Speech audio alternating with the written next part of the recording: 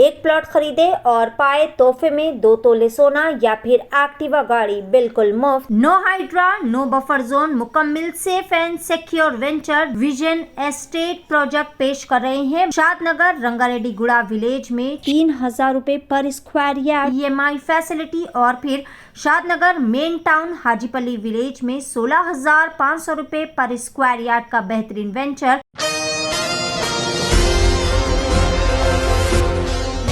सदर तेलंगाना जागृति व रुकने कानून साज कौंसिल BRS ने तेलंगाना जागृति की जानिब से इंदिरा पार्क पर मुनक्किदा BC महासभा में अपनी शोला बयानी के जरिए हक़ाइक़ का बरमला इजहार किया। कविता ने सावित्री बाई फूले की यौम पैदाइश के मौके पर पसमानदा तबक़ात के मसाइल की यकसुई के लिए आवाज़ बुलंद की और एक अज़ीमुश्शान प्रोग्राम से ख़ुसूसी खिताब करते हुए रियासती हुकूमत और कौमी जमातों को पसमानदा तबक़ात के तई इनके वादे और फ़राइज़ याद दिलाए। कविता ने ख़ुसूसियत के साथ कांग्रेस हुकूमत से मुतालबा किया कि वो कामारेड्डी डिक्लेरेशन का एहतराम करे और बल्दी इंतख़ाबात में पसमानदा तबक़ात को 42% रिजर्वेशन की फराहमी को यकीनी बनाए। इन्होंने कहा कि कांग्रेस ने अपने दोनों इंतखाबी वादों को अभी तक पूरा नहीं किया है। तेलंगाना जागृति की बानी के कविता ने नाकायदीन और सियासी मुखालिफिन को जुर्रतमंदी के साथ चैलेंज किया कि अगर इनका एक भी बयान गलत साबित होता है तो वो सियासत से किनारा कशी इख्तियार कर लेंगे।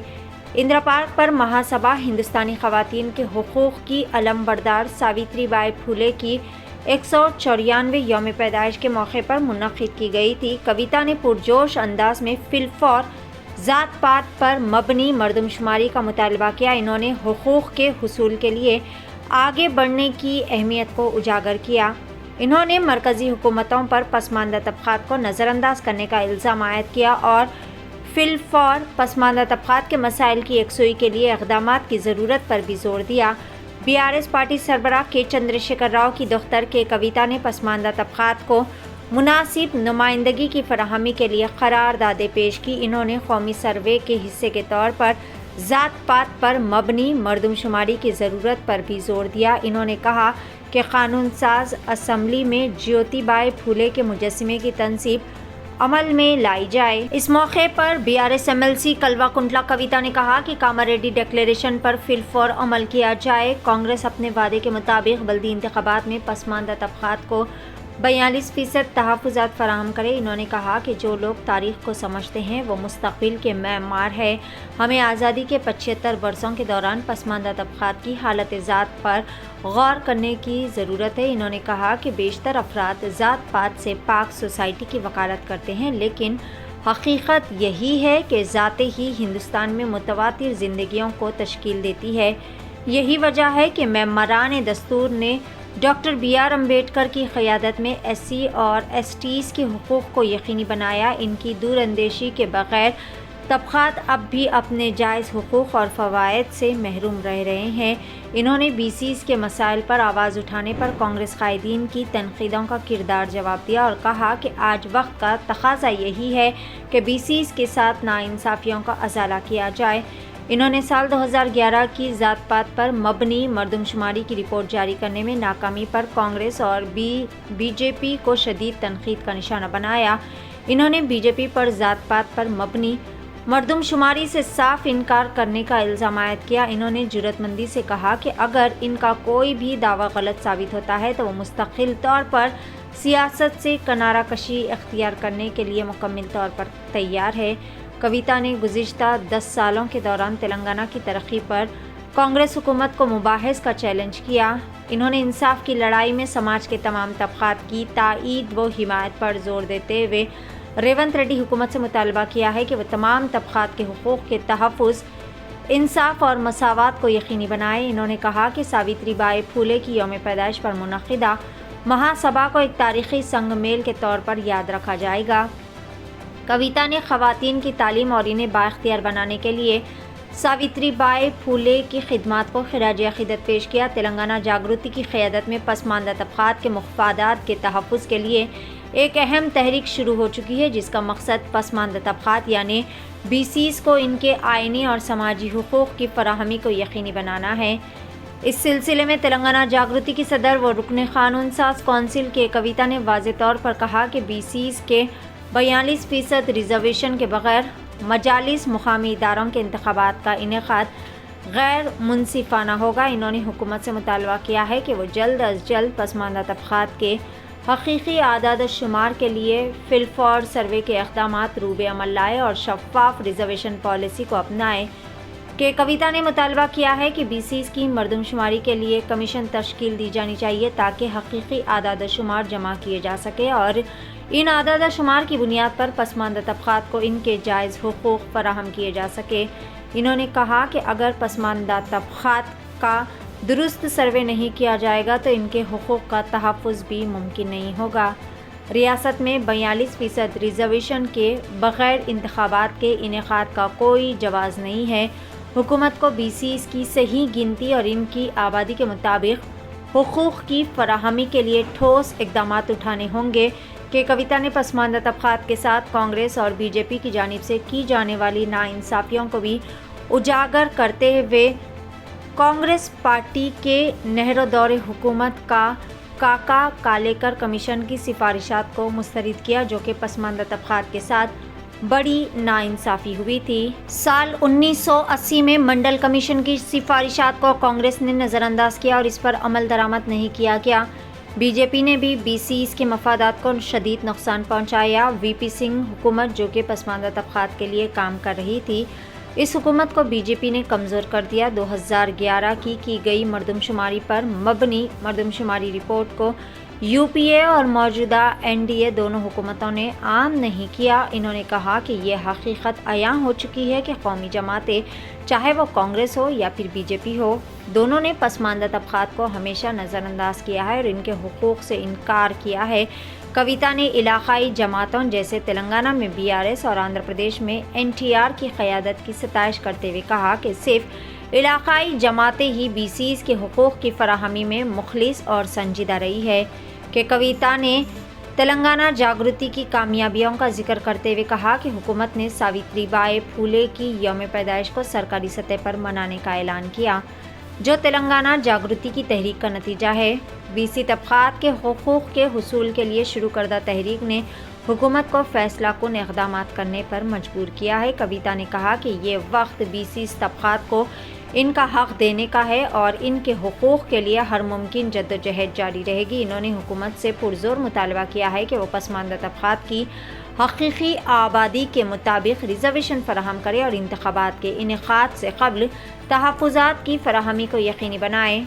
सदर जागृति ने कहा कि सावित्री बाई फूले ने ख़वातीन को तालीम की रोशनी दी। अब हमें BC तबक़ात को इनका आइनी हक़ दिलाना होगा और इसके लिए इनकी जद्दोजहद जारी रहेगी। पेश है Asian TV news bureau report. ఇవాళ జనవరి 3వ తారీఖు అంటే భారతదేశ వ్యాప్తంగా ఉన్నటువంటి మన ఆడబిడ్డలకు పండగ దినం, సావిత్రిబాయి పూలే గారి జన్మదినం. మరి సావిత్రిబాయి పూలే గారి 194వ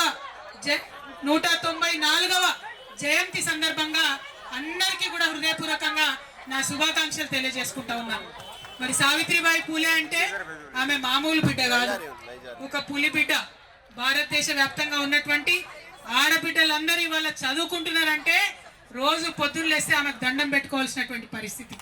మరి సావిత్రిబాయి పూలే గారు తన జీవిత ప్రస్థానం మొదలుపెట్టినప్పుడు ఆమె కూడా చదువుకోలేదు, కానీ ఒక మహనీయుడిని ఆమె పెళ్లి చేసుకున్నది.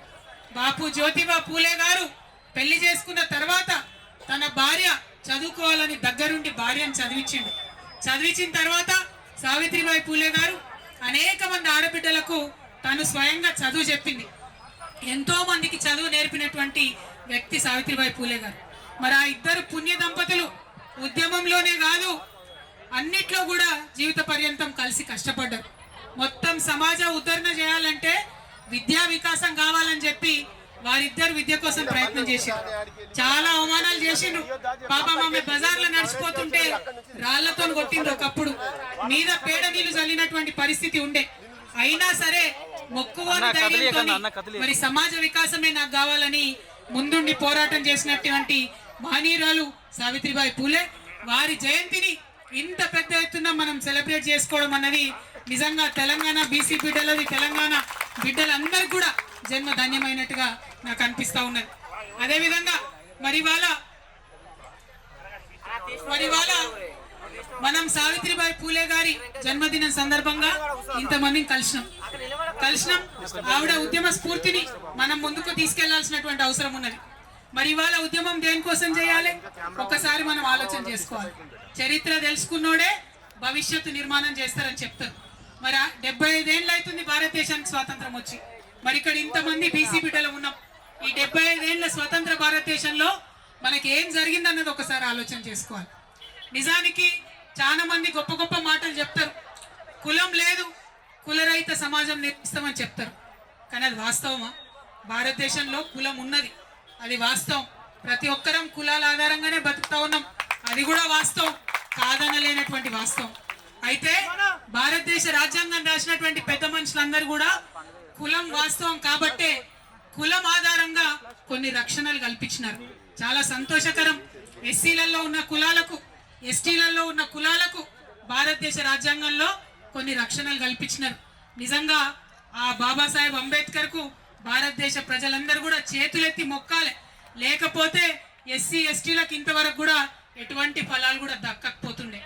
కానీ బాధాకరమైన విషయం ఏంటంటే అదే సందర్భంలో బీసీలలో ఉన్నటువంటి కులాలన్నిటికీ కూడా రాజ్యాంగంలో చేర్చి రక్షణ కల్పించుంటే బాగుండేది. కానీ అది జరగలేదు. మరి అది జరిగుంటే ఇవాళ నేను బలంగా చెప్తా ఉన్నా, మన బీసీల సంఖ్యాబలంతో నేను చెప్తా ఉన్నా, ఆనాడే రాజ్యాంగంలో బీసీలకు రక్షణ దొరికి ఉంటే ఇవాళ భారతదేశం అభివృద్ధిలో అమెరికాను దాటేసి ఉండేది అనేటటువంటి విషయాన్ని మనం ఈ సందర్భంగా చెప్పుకోవాల్సినటువంటి అవసరం ఉంది. కానీ జరగలేదు. జరగకపోగా తర్వాత ఉన్నటువంటి ప్రభుత్వాలు ఎంతో మంది ఉద్యమాలు చేస్తే 1953లో నెహ్రూ గారు ఆనాడు ప్రధానమంత్రి ఉన్నప్పుడు మొట్టమొదటిసారి బీసీల మీద అధ్యయనం చేయడానికి కాకా కాలేల్కర్ కమిషన్ అని చెప్పి వేయడం జరిగింది. పాపం ఆయన పెద్ద మనిషి, మంచిగా చదివిండు, పరిస్థితులు అధ్యయనం చేసిండు, భారతదేశం అంతా తిరిగిండు, 2 ఏళ్లలో రిపోర్ట్ ఇచ్చిండు. అయితే నెహ్రూ గారు ఏం చేసిండంటే ఆనాడు, నువ్వు రిపోర్ట్ ఇచ్చినావు కరెక్టే, 2399 కులాలు ఉన్నాయి బీసీలల్లా అని చెప్తున్నావు కరెక్టే, అందులో 837 కులాలు ఎంబీసీ కులాలు మోస్ట్ బ్యాక్వర్డ్ ఉన్నాయని చెప్తున్నావు కరెక్టే. కానీ దీనికి ప్రాతిపదిక ఏంటిది అని ఒక ప్రైమ్ మినిస్టర్ స్థాయిలో ఆ రోజు ఆయన చెప్పి, ప్రైమ్ మినిస్టర్ నెహ్రూ గారు ఆ యొక్క రిపోర్ట్ ని ఆనాడు రిజెక్ట్ చేసిండ్రు. ఇది చరిత్ర కాదనలేనటువంటి వాస్తవం అని సందర్భంగా మనందరం కూడా గుర్తు చేసుకోవాలి. మరి ఇక్కడ ఒక ప్రశ్న నేను కాంగ్రెస్ వాళ్ళని అడుగుతా ఉన్నా. నెహ్రూ గారే కమిషన్ వేసిరి, 2 ఏళ్ళు ఆ కమిషన్ నెహ్రూ గారి కిందనే పనిచేసే, మరి ఏ ప్రాతిపదికన పనిచేసిందో ప్రధానమంత్రి గారికి తెలియలేదంటే, ఆ 2 ఏళ్ళు రివ్యూ చేయలేదంటే మరి ఇది కాంగ్రెస్ పార్టీ బీసీలకు చేసిన ద్రోహం కాదా అని చెప్పి నేను ఇవాళ ప్రశ్నిస్తున్నా. ఇవాళ ఇక్కడ మనం ఆలోచన చేసుకోవాలి. 1955లో ఆ రిపోర్ట్ రిజెక్ట్ చేస్తే మళ్ళా 24 ఏళ్ళు ఎవ్వరు కూడా బీసీల గురించి మాట్లాడలే. ఎక్కడ కూడా బీసీలకు ప్రభుత్వం కేంద్ర స్థాయిలో ఏమి కూడా చేయలే. అప్పుడేం జరిగింది? కాంగ్రెస్ ఏతర ప్రభుత్వం వచ్చింది. జనతా పార్టీ మొరార్జీ దేశాయ్ గారు ప్రైమ్ మినిస్టర్ అయిన తర్వాత 1979లో బీపీ మండల్ కమిషన్ వేసిరు. కాంగ్రెస్ వాళ్ళు వేయలే మండల్ కమిషన్, వేసింది మొరార్జీ దేశాయ్ జనతా పార్టీలో. ఆయన పెద్ద మనిషి, బాగా స్టడీ చేసిండు, చాలా అన్యాయం జరుగుతుంది, 70% విద్యా ఉద్యోగాలలో మరి వాటా ఇవ్వాలని చెప్పి సంవత్సర కాలం లోపలనే రిపోర్ట్ ఇచ్చిండు. కానీ అంతలోపు ఏమైంది? జనతా పార్టీ పోయింది, ఇందిరమ్మ రాజ్యం వచ్చింది. ఇందిరమ్మ రాజ్యంలో ఏం జరిగింది? గొప్పగా చెప్తున్నారు ఇవాళ. ఇందిరమ్మ రాజ్యంలో ఏం జరిగిందంటే మండల్ కమిషన్ రిపోర్ట్ తీసి 10 ఏళ్ళు బీర్వాల పెట్టి భద్రంగా తాళం వేసిండ్రు. తప్పితే ఇందిరమ్మ రాజ్యంలో బీసీలకు న్యాయం జరగలే. ఇవాళ నేను అడుగుతా ఉన్న కాంగ్రెస్ పార్టీని, కాదంటారా ఈ వాస్తవాన్ని? 1980లో మండల్ కమిషన్ రిపోర్ట్ ఇస్తే మళ్ళా కాంగ్రెస్ ఏతర ప్రధానమంత్రి విపి సింగ్ 10 ఏళ్ల తర్వాత వచ్చేంత వరకు కూడా బీసీల గురించి కాంగ్రెస్ పార్టీ మాట్లాడిన పాపాన పోలేదు.